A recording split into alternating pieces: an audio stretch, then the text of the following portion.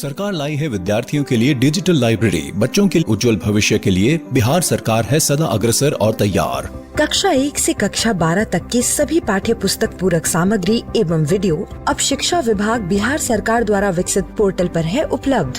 अध्ययन सामग्री देखने के लिए BEPCLots.bihar.gov.in पर विजिट करें अथवा एंड्रॉइड मोबाइल पर गूगल प्ले स्टोर से E-Lots ऐप डाउनलोड करें। शिक्षकों, अभिभावकों एवं बच्चों से अनुरोध है कि इस ई-लाइब्रेरी का अधिक से अधिक लाभ उठाएं और अपनी पढ़ाई जारी रखें। हेलो बच्चों, कैसे हैं आप? जैसा कि आपको पता है कि स्कूल बंद होने के कारण हम अपनी पढ़ाई दूरदर्शन के माध्यम से कर रहे हैं और हमारे लिए क्लास 3 से 5 की पढ़ाई प्रतिदिन दोपहर 4 बजे से 5 बजे तक शुरू हो चुकी है। हमें क्या करना है कि रोज़ाना समय पर अपनी पेंसिल और कॉपी के साथ मेरा दूरदर्शन मेरा विद्यालय कार्यक्रम में शामिल होना है, जहां हम नई नई चीज़ें सीखेंगे, वह भी मनोरंजक तरीके से। तो तैयार है ना आप सब? आज की कक्षा में हम लोग सबसे पहले बापू की पाती सुनेंगे और गांधी जी के जीवन प्रसंग से जुड़ी बातों को सीखकर उन्हें अपने जीवन में उतारने का प्रयास करेंगे। उसके बाद हम लोग गणित की पढ़ाई करेंगे और कक्षा 3 में सीखेंगे 2 अंकों की संख्याओं का जोड़। फिर कक्षा 4 में घटनाओं का क्रम की पढ़ाई करेंगे। उसके बाद हम लोग कक्षा 5 में वस्तुओं का क्षेत्रफल से परिचय करेंगे, उससे संबंधित दिलचस्प उदाहरणों को देखेंगे और गलत अवधारणाओं के बारे में भी जानेंगे। तो चलिए शुरू करते हैं आज की क्लास।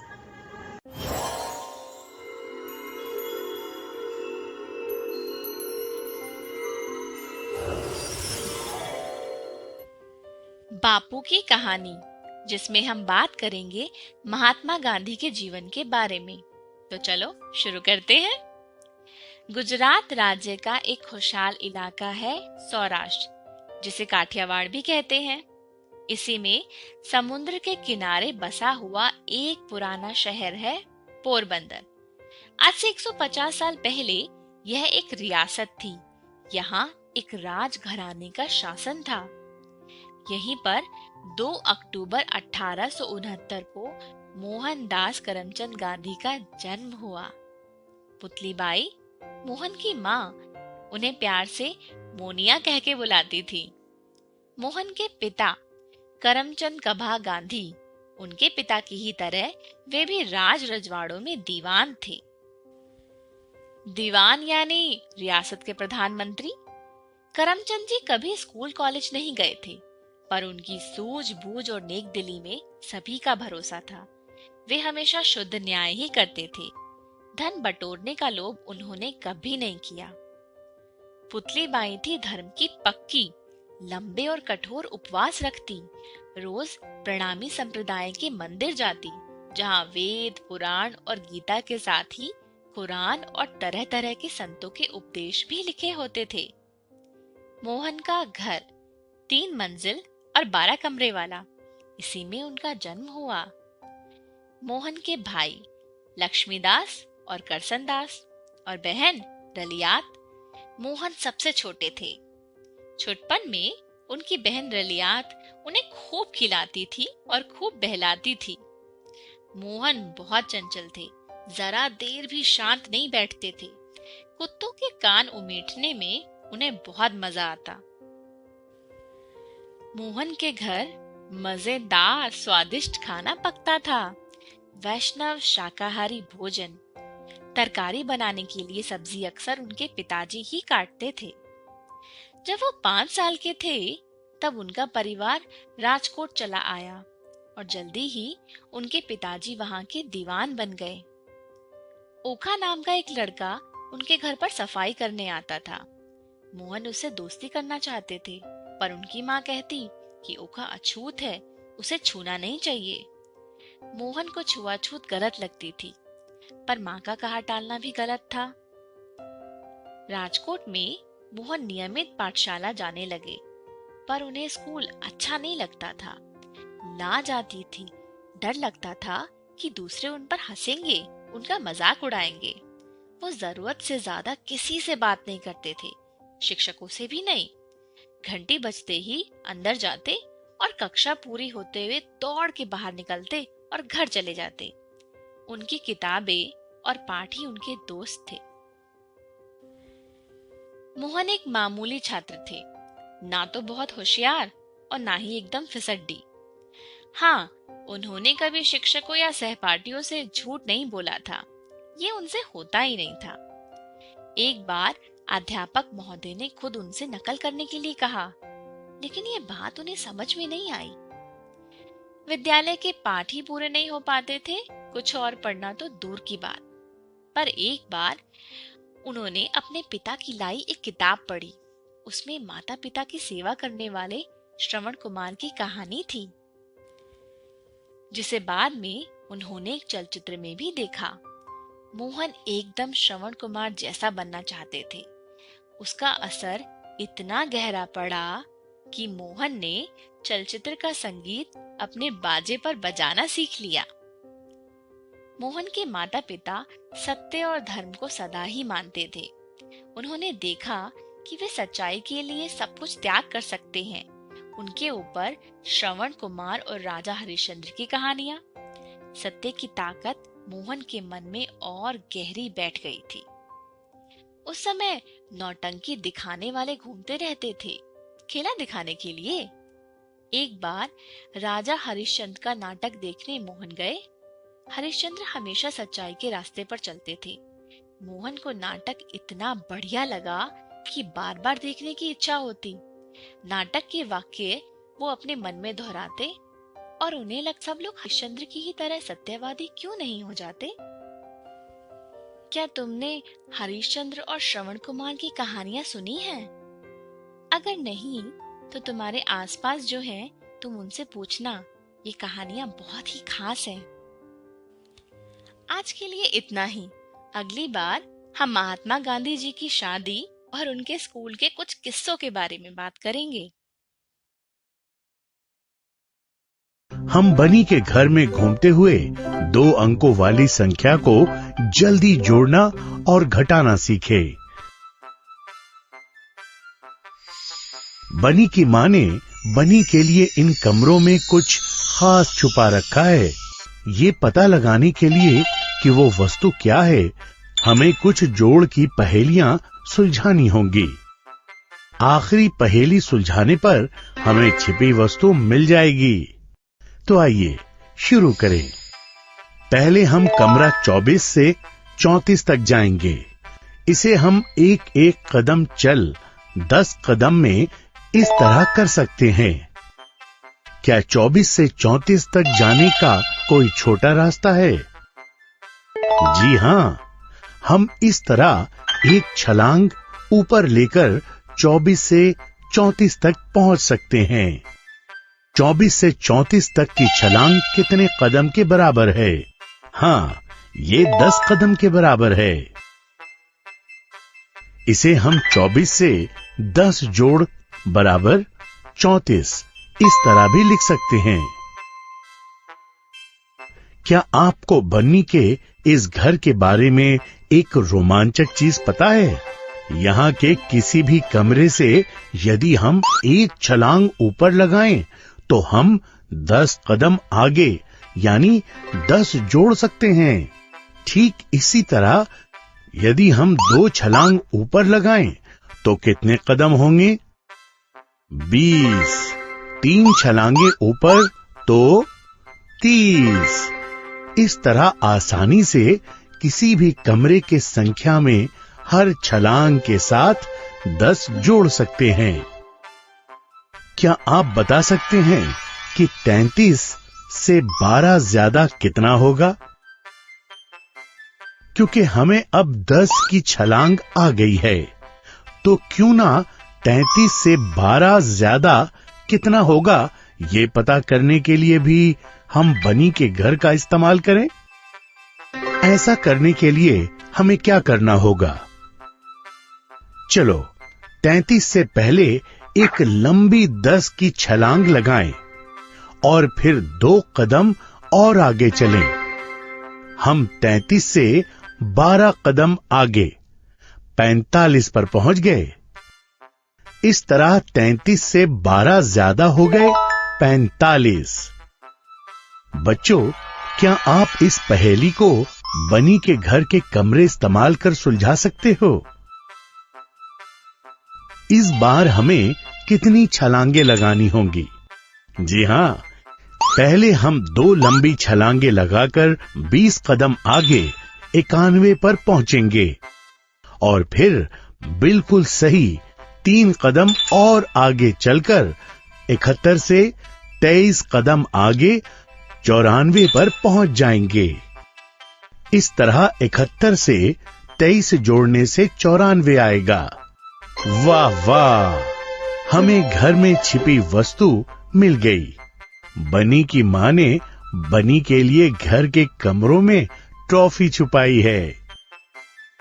बच्चों, आप भी बनी के घर जैसा एक ग्रिड बना सकते हैं और फिर इस पहेली का उत्तर ढूंढने की कोशिश करें। बच्चों, इस पाठ में हमने 2 अंकों की संख्याओं के जोड़ का आसान तरीका सीखा। अगले पाठ में हम इसके बारे में और जानेंगे। बच्चों, आइए हम 2 अंकों वाली संख्या को जल्दी जोड़ने की एक और प्रक्रिया सीखें। आओ बच्चों, मैं आपको एक कहानी सुनाऊं। एक दिन एक कौवा पानी की खोज में प्यासा इधर उधर भटक रहा था। तभी उसे दूर एक पानी का घड़ा नजर आया। कौवा बहुत खुश हो गया और उड़कर घड़े के पास चला गया, लेकिन बेचारा उदास हो गया। घड़े में पानी बिल्कुल नीचे था। कौवे की चोंच पानी तक नहीं पहुंच पा रही थी। कौवे को एक तरकीब सूझी। उसने सोचा कि अगर वो घड़े में पत्थर डाले तो पानी ऊपर आ जाएगा और वो आसानी से पानी पी पाएगा।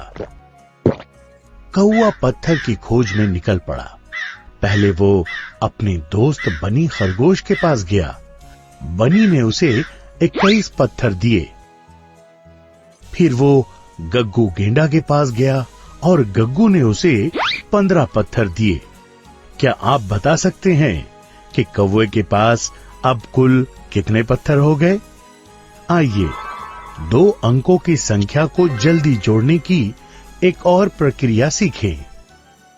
हम 21 को इस तरह 20 में 1 जोड़कर लिख सकते हैं और उसी तरह 15 को 10 में 5 जोड़कर लिख सकते हैं। अब हम 2 अंकों वाली संख्याओं को एक साथ और 1 अंक की संख्याओं को एक साथ इस तरह लिखेंगे। अब हम 2 अंकों वाली संख्याओं को जोड़ेंगे। 20 में 10 जोड़कर हो गए 30 और अब हम 1 में 5 जोड़ेंगे। ये हो गए 6। अब अंत में 30 में 6 जोड़कर हो गए 36। जी हां, कौवे ने कुल 36 पत्थर इकट्ठे कर लिए। कौवे ने ये 36 पत्थर घड़े में डाले और पानी को ऊपर आते देख वो खुश हो गया। उसने तुरंत अपनी चोंच घड़े में घुसाई और पानी पीने की कोशिश की, लेकिन पानी अब भी बहुत नीचे था। कौवा पत्थर की खोज में फिर निकल पड़ा। इस बार वो अपने दोस्त अप्पू हाथी के पास पहुंचा। अप्पू बहुत बलवान है। उसने कौवे को 42 पत्थर एक साथ दे दिए। कौवा खुश हो गया और घड़े की ओर उड़कर चला गया।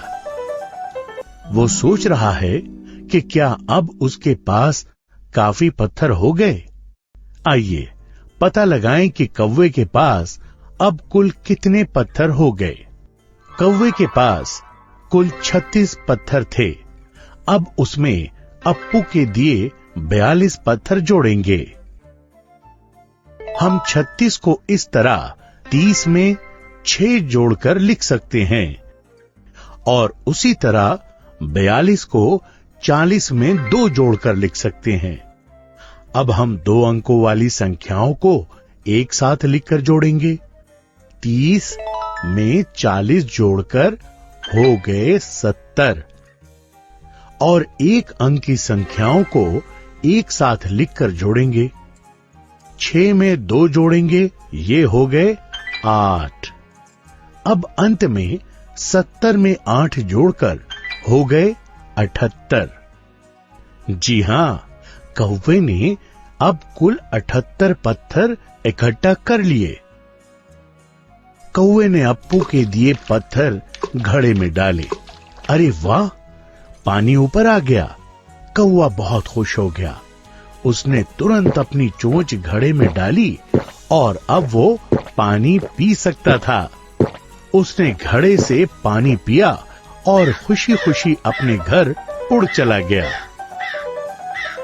बच्चों, इस पाठ में हमने 2 अंकों वाली संख्या को जल्दी जोड़ने की प्रक्रिया सीखी।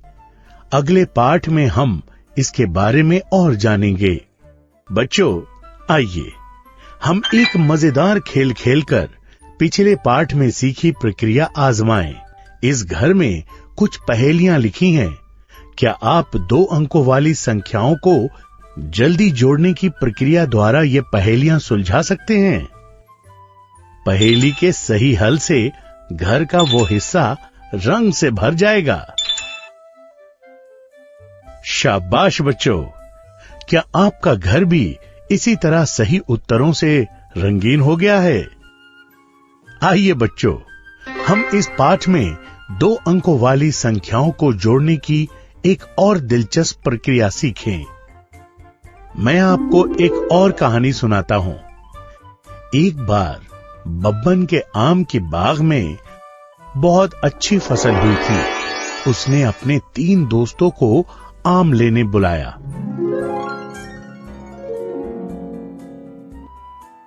बब्बन ने पहले तीनों दोस्तों को 25-25 आम दिए। फिर उसने एक अनोखी तरह से आम देने का फैसला किया। उसने एक बड़े झोले में आम भरे थे। उसने अपने दोस्तों से कहा कि वो एक डिब्बे को झोले में डालकर आम निकालेगा। जितने आम डिब्बे में आएंगे उतने आम उस दोस्त को मिल जाएंगे। बनी ने सोचा कि अगर वो आखिर में आम लेगा तो उसके लिए शायद कोई आम ना बचे। इसलिए उसने सबसे पहले अपनी थैली आगे कर दी। बब्बन ने डिब्बे को अपने बड़े झोले में डाला और आम भरकर झोले में से निकाला। बब्बन के डिब्बे में कुल 31 आम आए। उसने ये आम बनी के थैली में डाल दिए। क्या आप बता सकते हैं कि बनी को कुल कितने आम मिले? आइए इसे एक साथ जोड़ें। बनी को पहले 25 आम मिले थे। अब उसे और 31 आम मिल गए। बनी के पास अब कुल कितने आम हुए? ये पता करने के लिए हम 25 में 31 जोड़ेंगे। आइए इसे करने की एक और प्रक्रिया सीखें। 31 को हम 30 में 1 जोड़ें, इस तरह लिख सकते हैं। तो कितने हुए? जी हां, 26। अब ये बिल्कुल आसान है। 26 में 30 जोड़ने के लिए हम पिछले पार्ट में देखें बनी के घर जैसे एक ग्रिड का इस्तेमाल कर सकते हैं। इस तरह बनी के पास कुल 56 आम हो गए। बनी बहुत खुश हो गया। उसने सोचा कि उसने सबसे पहले आम लेकर बहुत बुद्धिमानी का काम किया।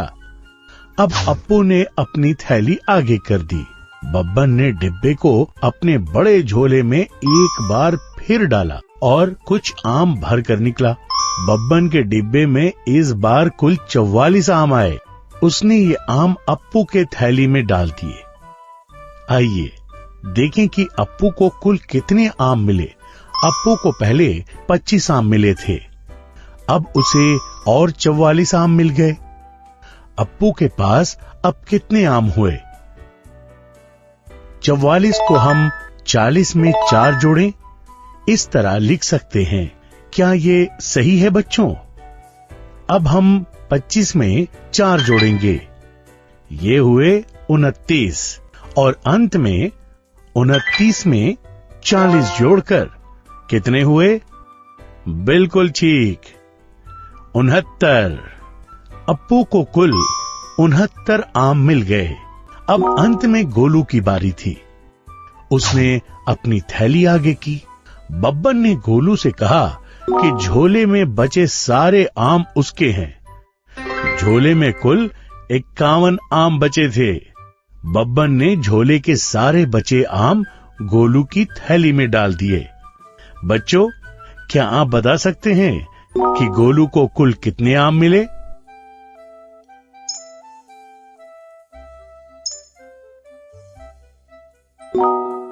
जी हां, गोलू को कुल 76 आम मिले थे। गोलू ने सब्र से काम लेकर अंत में आम लेने का फैसला किया और उसके सब्र के मीठा फल में उसे सबसे ज्यादा आम मिल गए। बच्चों, आप भी याद रखिएगा कि सब्र का फल हमेशा मीठा होता है। इस पाठ में हमने 2 अंकों वाली संख्याओं को जोड़ने की एक और दिलचस्प प्रक्रिया सीखी। घटनाओं का क्रम, भाग 1, सीक्वेंस ऑफ इवेंट्स, पार्ट 1। आज हम सीखेंगे समय से संबंधित गणना, कैलकुलेशन करना। नेहा, तुम्हारा ध्यान कहाँ है? मैं पिकनिक का टाइम टेबल देख रही हूँ और ये पता लगाने की कोशिश कर रही हूँ कि हमें मनोरंजन पार्क में यदि 10 बजे पहुँचना हो तो होटल से कितने बजे निकलना चाहिए, और ये पता लगाने की कोशिश कर रही हूँ कि हमें मनोरंजन पार्क में झूलों का मजा लेने के लिए कितना समय मिलेगा। तो पता चला कि कितना समय मिलेगा? नहीं, चलो ना साथ में पता करते हैं। ठीक है, टाइम टेबल दिखाओ। देखो, हमारी बस सुबह 7:15 पर यहाँ से चलेगी और 7:35 पर होटल में पहुँचेगी, जहाँ हम सभी लोग नाश्ता करेंगे। तो हमको सबसे पहले यह देखना है कि हमारी बस स्कूल से होटल तक पहुँचने में कितना समय लेगी। ये पता लगाना तो आसान होगा। देखो, मिनट की सुई 7:15 पर 3 पर है और 7:35 पर 7 पर होगी। हमको अब सिर्फ इनके बीच की मिनट पता लगानी है। एक नंबर से दूसरे नंबर के बीच में 5 मिनट का अंतर होता है। इसका मतलब हुआ कि एक नंबर से दूसरे नंबर तक जाते समय हम 5 गिनते जाते हैं। 3 पर जब मिनट की सुई है तो उस समय को 0 मानेंगे। 4 तक पहुंचने में 5 मिनट हुए, 5 तक पहुंचने में 10 मिनट। ऐसे ही 6 तक पहुंचने में 15 मिनट हो गए और 7 पर पहुंचने पर 20 मिनट हुए। मतलब बस स्कूल से होटल तक पहुंचने में 20 मिनट ले रही है। ये तो सच में आसान था। अब हमको ये तो पता है कि हमको 10 बजे मनोरंजन पार्क पहुंचना है। अब अगर ये भी पता लग जाए कि होटल से मनोरंजन पार्क जाने में कितना समय लगता है, तो हम ये बता पाएंगे कि हमको होटल से कितने बजे निकलना चाहिए। सर ने बताया है कि होटल से मनोरंजन पार्क पहुंचने में 55 मिनट का समय लगता है। फिर एक काम करते हैं, घड़ी में 10 ड्रॉ कर लेते हैं और अब मिनट की सुई को 55 मिनट पीछे की तरफ ड्रॉ करते हैं। याद है ना, एक नंबर से दूसरे नंबर में 5 का अंतर होता है। हाँ, याद है। अब ध्यान से देखो, ये मैंने घड़ी में 10 ड्रॉ कर लिया। अब मिनट की सुई को तब तक पीछे करते हैं जब तक 55 ना गिन लें। ठीक है, 12 से 11 पर लाए तो हुए 5 मिनट, 11 से 10 पर लाने पर हुए 10 मिनट, 9 पर 15 मिनट, 8 पर 20, 7 पर 25, 6 पर 30, 5 पर 35, 4 पर 40, 3 पर 45, 2 पर 50 और 1 पर 55 मिनट होंगे। इसका मतलब मिनट की सुई 10 बजे से 55 मिनट पहले 1 पर होगी। इसका मतलब 10:05 पर हमें होटल से निकलना होगा। नहीं वंदना, ये गलत है। कैसे गलत है? 10:05 10 बजे के बाद होगी, जबकि हमें 10 बजे से 55 मिनट पहले निकलना है। अरे हाँ, पर गलती कहाँ पर हुई? देखो, तुमने मिनट की सुई को तो पीछे कर दिया, लेकिन घंटे की सुई को पीछे करना भूल गई। अरे हाँ, 10 बजे से पहले तो 9 बजेगा। इसका मतलब हमें 9:05 पर होटल से निकलना होगा, जिससे हम 10 बजे मनोरंजन पार्क पहुँच जाएं। हाँ, अब सही लग रहा है। चलो चलकर सर को बता देते हैं। अरे नेहा, मैंने आपसे कुछ पता लगाने के लिए कहा था, आपने पता लगा पाया? जी सर, अगर हमें 10 बजे मनोरंजन पार्क पहुंचना है तो हमें 9:05 पर होटल से निकलना पड़ेगा। Very good. मैंने मनोरंजन पार्क के ऑफिस में फोन किया था। उन्होंने बताया कि ग्रुप का टिकट लेने में 20 मिनट का समय लग जाता है। तो क्या आप मुझे बता सकते हो कि 10 बजे वहां पहुंचकर टिकट लेने के बाद हम कितने बजे मनोरंजन पार्क में एंट्री कर पाएंगे? जी सर, इसके लिए हम घड़ी में 10 ड्रॉ कर लेते हैं और उसके बाद मिनट की सुई को 20 मिनट आगे कर देते हैं। 12 से 1 पर जब मिनट की सुई को ले जाएंगे तो 5 मिनट होंगे। 1 से 2 पर ले जाने पर 10 मिनट होंगे। 3 से 15 मिनट होंगे और 4 पर जब मिनट की सुई पहुंचेगी तब 20 मिनट होंगे। इसका मतलब हुआ कि 10 बजे वहां पहुंचने के बाद यदि हम 20 मिनट टिकट लेने में लगाएंगे तो 10:20 पर पार्क में एंट्री कर लेंगे। आप लोगों ने एकदम सही बताया नेहा और वंदना। अब आप लोग पूरी तरह टाइम देखना सीख चुके हो। चलो मैं चलता हूँ, आप भी अपनी क्लास में जाइए। समय से जुड़ी हुई 3 चीजों की आज हमने गणना की। 3? कौन कौन सी? देखो, पहले हमें शुरू और अंत का समय दिया गया था। हमने ये पता लगाया कि किसी काम को करने में कितना समय लगेगा। उसके बाद हमको ये पता था कि अंत का समय क्या है और काम करने में कितना समय लगता है। उसके जरिए हमने शुरू का समय पता लगाया और सबसे आखिर में हमें शुरू का समय और काम पूरा होने में लगने वाले समय का पता था। उससे हमने काम के अंत के समय का पता लगा लिया। अरे हाँ, मैंने तो इतना ध्यान ही नहीं दिया। घटनाओं का क्रम भाग 2 सीक्वेंस ऑफ इवेंट्स पार्ट 2। आज हम जानेंगे कार्यों को पूरा करने से संबंधित समय की गणना कैलकुलेशन कैसे की जाती है। पिछली बार जो सीखा था उससे जुड़े हुए कुछ सवाल एक दूसरे से पूछते हैं, उसमें मजा भी आएगा। पिछली बार हमने 3 चीज सीखी थी। पहली, किसी काम को शुरू करने का समय पता हो और ये पता हो कि काम को खत्म करने में कुल कितना समय लगेगा, तो वह समय बता सकते हैं जब वह काम खत्म होगा। दूसरी, किसी काम को शुरू करने और खत्म करने का समय पता हो तो हम ये बता सकते हैं कि उस काम को पूरा करने में कितना समय लगा। और तीसरी, किसी काम को पूरा करने में कितना समय लगता है और काम के खत्म होने का समय पता हो तो हम बता सकते हैं कि वह कब शुरू हुआ था। तो इन तीनों बातों से संबंधित सवाल पूछते हैं। ठीक है, सबसे पहले ये पता करते हैं कि हमारा लंच ब्रेक कितने समय का होता है। देखो, हमारा लंच ब्रेक शुरू होता है 12:10 पर और खत्म होता है 12:30 पर। चलो इनको पहले ड्रॉ कर लेते हैं। तो ये है हमारे ब्रेक के शुरू होने का समय और ये है हमारे लंच ब्रेक के खत्म होने का समय। अब देखो, मिनट की सुई है 2 पर। यहाँ से 3 तक गिनेंगे 5 मिनट, 4 तक 10, ऐसे ही 15, 20। यानी 20 मिनट में हमारा लंच ब्रेक खत्म हो जाता है। अब पता लगाते हैं कि हमारी क्लास जो 50 मिनट की होती है, अगर वह सुबह 9 बजे शुरू होती है तो खत्म कब होगी।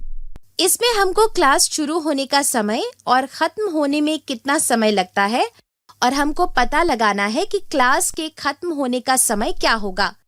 ये देखो, मैंने क्लास के शुरू होने का समय इस घड़ी में ड्रॉ कर लिया है और हमको पता लगाना है कि 50 मिनट बाद क्या समय होगा।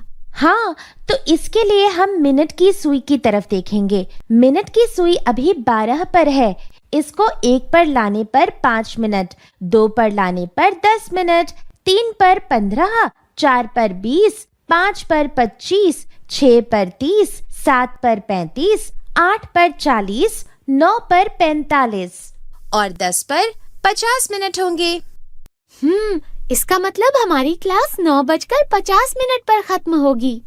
और हम ऐसा भी कह सकते हैं कि क्लास 10 बजने में 10 मिनट कम पर खत्म होगी।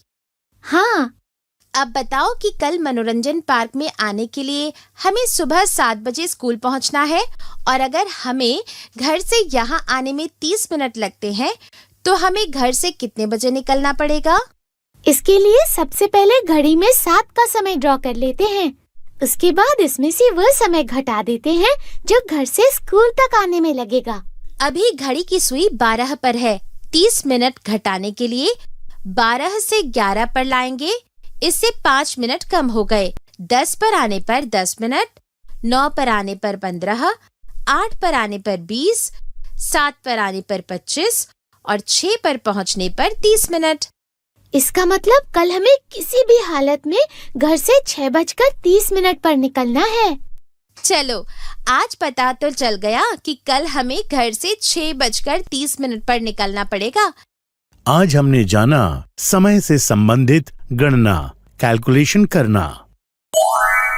घटनाओं का क्रम, भाग 3, सीक्वेंस ऑफ इवेंट्स, पार्ट 3। आज हम जानेंगे घड़ी पढ़ने से संबंधित एक गलती के बारे में। मैं अपने घर से 2 मिनट में स्कूल आ जाता हूँ। मुझे 10 मिनट लगते हैं और हम दोनों एक साथ ही आते हैं, तो तुमको 2 मिनट कैसे लगते हैं? तुमको भी 10 मिनट लगते हैं। नहीं, मुझे सिर्फ 2 मिनट ही लगते हैं और तुमको भी 2 ही मिनट लगते हैं। बोला ना हमको 10 मिनट लगते हैं। अरे झगड़ा क्यों कर रहे हो? देखो ना, रेयांश को घड़ी देखनी भी नहीं आती। मुझे घड़ी देखनी आती है, आयुष्मान को नहीं आती।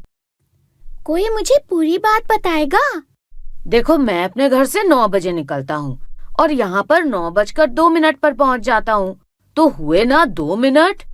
एक काम करो, तुम जितने बजे यहाँ पहुँचते हो वो ड्रॉ करके दिखाओ। ठीक है, ये देखो। जब मैं घर से चलता हूँ तब घंटे की सुई 9 पर होती है और मिनट की सुई 12 पर होती है। फिर जब स्कूल पहुँच जाता हूँ तब मिनट की सुई 2 पर होती है, तो हुए ना 2 मिनट। वंदना, अब तुम ही आयुष्मान को समझाओ। आयुष्मान, फिर तो तुम जब घर से निकलते हो तब 9:12 हो रहे होते हैं। वो कैसे? देखो, जब तुम घर से चलते हो तब मिनट की सुई 12 पर होती है, तो हुए ना 9:12। ऐसा कैसे हो सकता है? मैं 9:12 पर चलकर यहाँ चलना शुरू करने वाले समय से पहले कैसे पहुँच सकता हूँ? इसका मतलब ये है कि तुमसे टाइम देखने में कोई गलती हो रही है। तो फिर सही समय कैसे देखते हैं? ये जो नंबर घड़ी में लिखे होते हैं वो घंटे को बताते हैं, मिनट को नहीं। फिर मिनट को कैसे पढ़ते हैं? मिनट को पढ़ना आसान होता है। एक नंबर से दूसरे नंबर तक जाने में मिनट वाली सुई 5 मिनट लेती है। इसलिए जब मिनट की सुई 12 से 1 पर आती है तब 1 मिनट नहीं होता बल्कि 5 मिनट हो जाते हैं। ठीक ऐसे ही जब मिनट की सुई 12 से 2 पर पहुंचती है तब 10 मिनट हो जाते हैं। इसका मतलब मुझे घर से स्कूल आने में 10 मिनट लगते हैं। हाँ, और मैं इतनी देर से यही तो कह रहा था। तो ऐसे समझाना चाहिए ना, जैसा वंदना ने समझाया है। आज हमने जाना घड़ी देखने में होने वाली एक गलती के बारे में, जिससे हम उस गलती को ना करें। हेलो बच्चों, इस वीडियो में हम वस्तुओं के क्षेत्रफल, एरिया का अनुमान लगाना सीखेंगे। चंपापुर में आज बहुत हलचल है। आज सुबह गुफा में एक दरवाजा मिला है, लेकिन ये दरवाजा केवल किसी एक गांव वाले के हाथ लगाने से ही खुल सकता है। चंपापुर के राजा ने बड़बोले चाचा को उस गांव वाले को ढूंढने की जिम्मेदारी सौंपी है जिसके हाथ का निशान दरवाजे पर बने हाथ के निशान से मेल खाता हो। चाचा ने तुरंत एक कागज पर इस तरह से दरवाजे पर बने हाथ के निशान को छाप लिया। ये कागज 1 स्क्वायर सेंटीमीटर के समान वर्गों से बना है। चाचा ने फिर उस हाथ के छापे का क्षेत्रफल ढूंढने के लिए उसके घेरे से ढके वर्गों की संख्या को गिन लिया। चाचा को यह प्रक्रिया करने में काफी समय लग गया।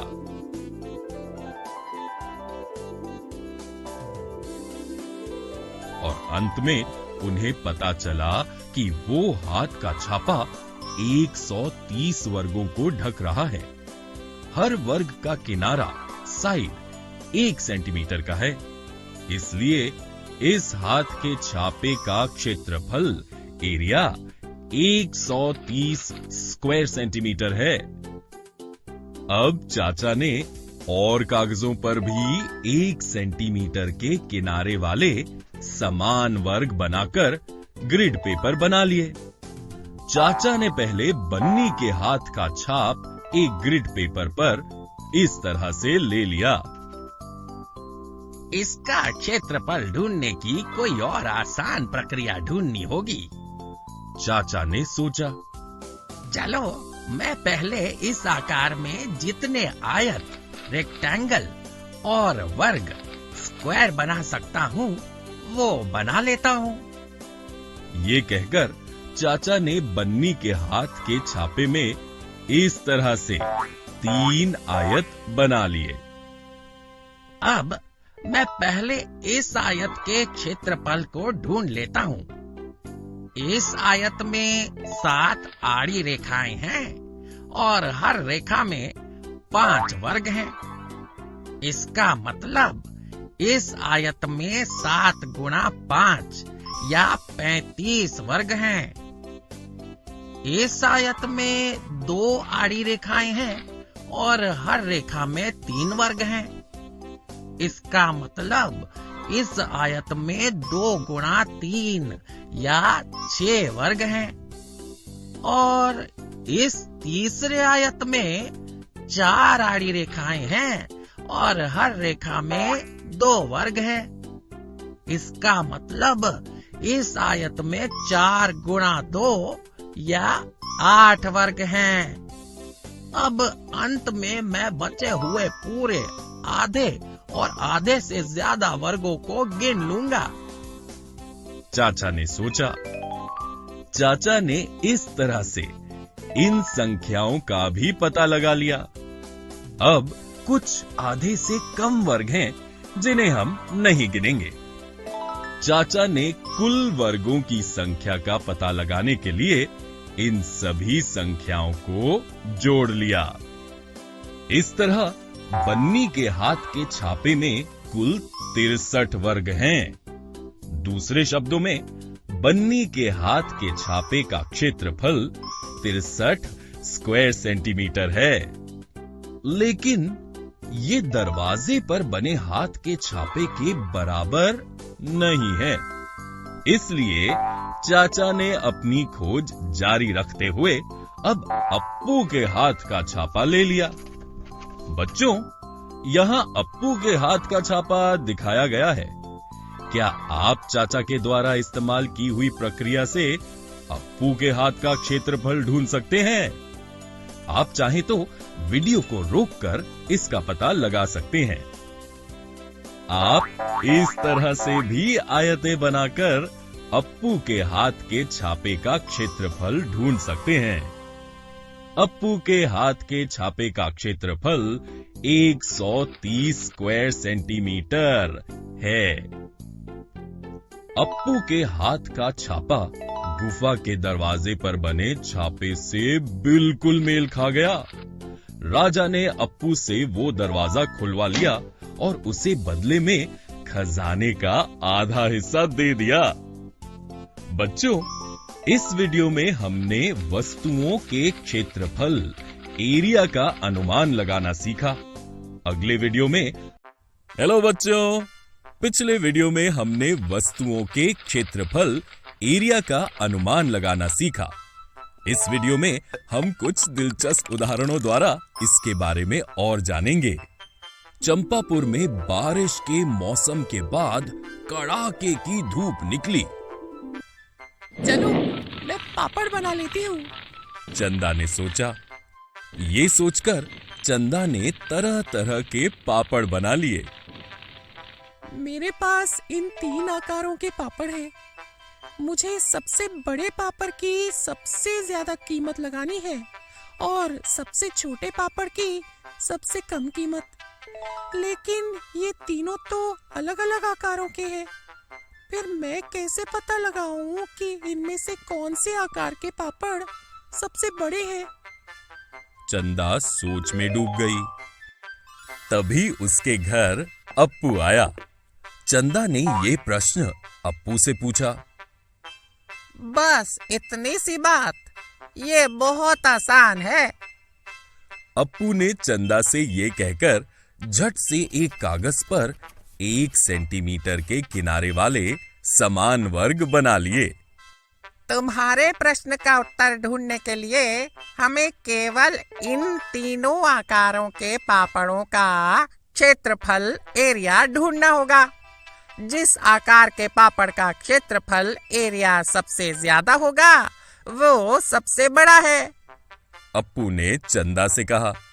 फिर अप्पू ने एक पेंसिल से कागज पर उन तीनों आकारों के पापड़ों का घेरा बना लिया। चलो पहले हम इस आकार के पापड़ का क्षेत्रफल ढूंढते हैं। मैं यहाँ पहले इस आकार में ये आयत बना लेता हूँ ताकि मुझे इसका क्षेत्रफल ढूंढने में आसानी हो। अप्पू ने ये कहकर पहले पापड़ के आकार में इस तरह से आयत बना लिए।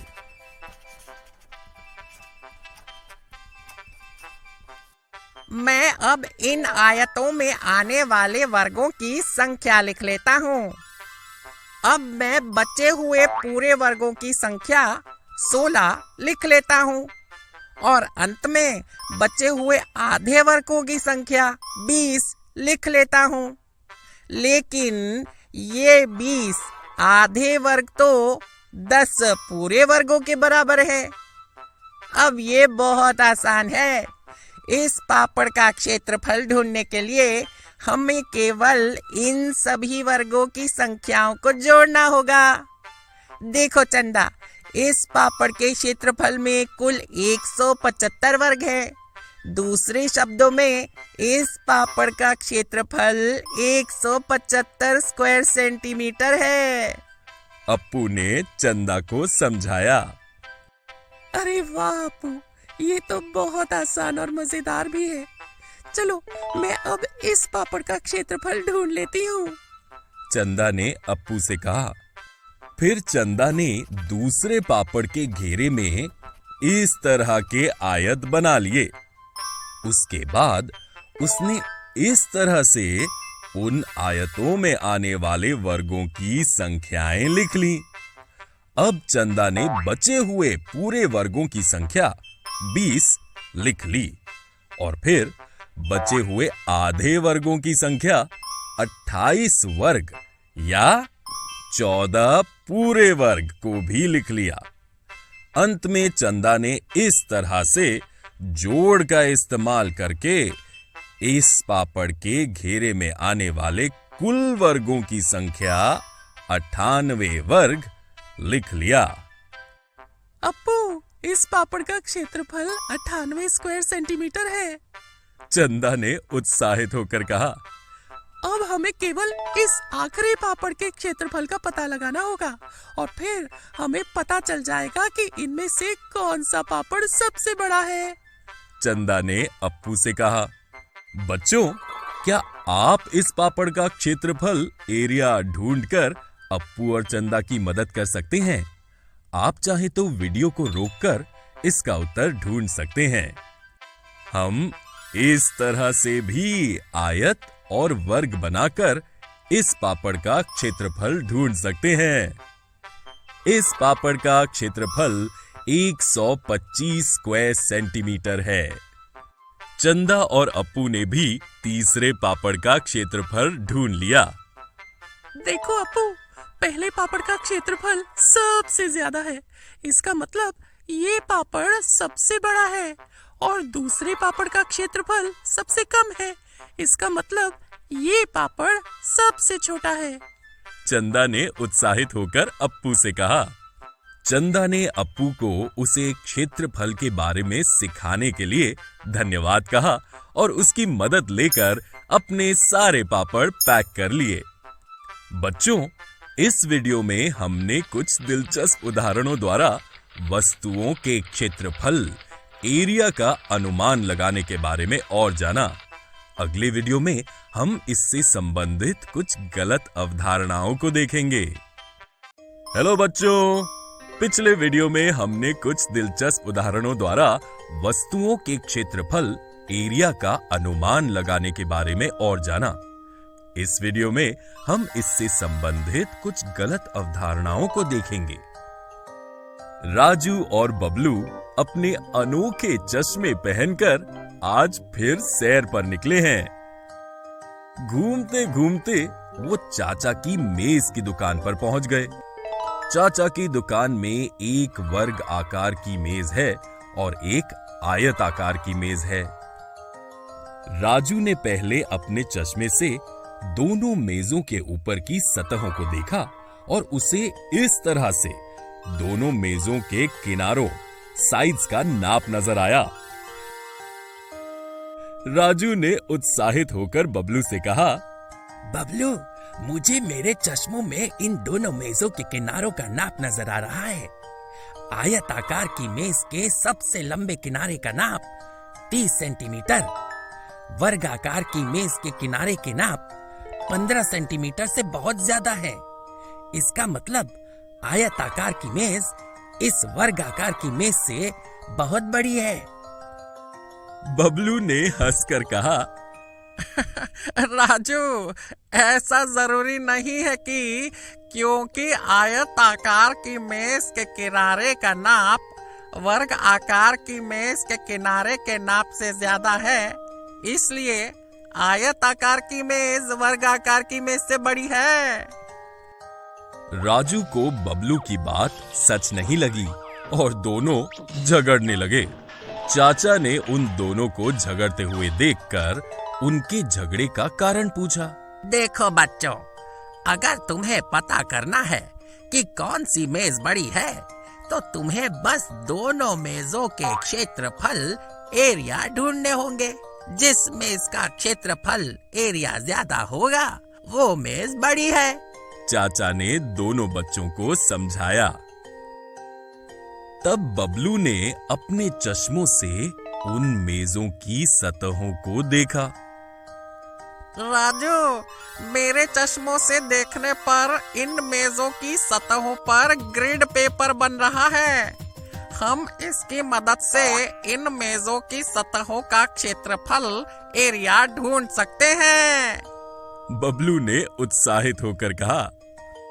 बच्चों, अगर बबलू के चश्मों में मेजों की सतहें इस तरह से नजर आ रही हैं, तो क्या आप इन मेजों की सतहों के क्षेत्रफल, एरिया ढूंढ सकते हैं? आप चाहे तो वीडियो को रोककर इसका उत्तर ढूंढ सकते हैं। आयत आकार की मेज की सतह में 150 वर्ग हैं, या आयत आकार की मेज की सतह का क्षेत्रफल, एरिया 150 स्क्वायर सेंटीमीटर है, और वर्ग आकार की मेज की सतह में 225 वर्ग हैं, या वर्ग आकार की मेज की सतह का क्षेत्रफल, एरिया 225 स्क्वायर सेंटीमीटर है। राजू और बबलू ने भी आप ही की तरह दोनों मेजों की सतहों का क्षेत्रफल ढूंढ लिया। देखो राजू, आयत आकार की मेज का क्षेत्रफल 150 स्क्वायर सेंटीमीटर है और वर्ग आकार की मेज का क्षेत्रफल 225 स्क्वायर सेंटीमीटर है। इसलिए भले ही आयत आकार की मेज के किनारे का नाप वर्ग आकार की मेज के किनारे के नाप से ज्यादा क्यों ना हो, वर्ग आकार की मेज आयत आकार की मेज से बड़ी है। बबलू ने राजू से कहा। राजू को अपनी गलती समझ आ गई और दोनों दोस्त अपने चश्मे पहनकर और घूमने चल पड़े। बच्चों, इस वीडियो में हमने वस्तुओं के क्षेत्रफल एरिया का अनुमान लगाने से संबंधित कुछ गलत अवधारणाओं के बारे में जाना। तो आशा करती हूँ बच्चों, आज के एपिसोड में आपने जरूर कुछ नया सीखा होगा। तो घर पर रहें, पढ़ते रहें, बढ़ते रहें। मिलते हैं अगले एपिसोड में। बाय बाय बच्चों।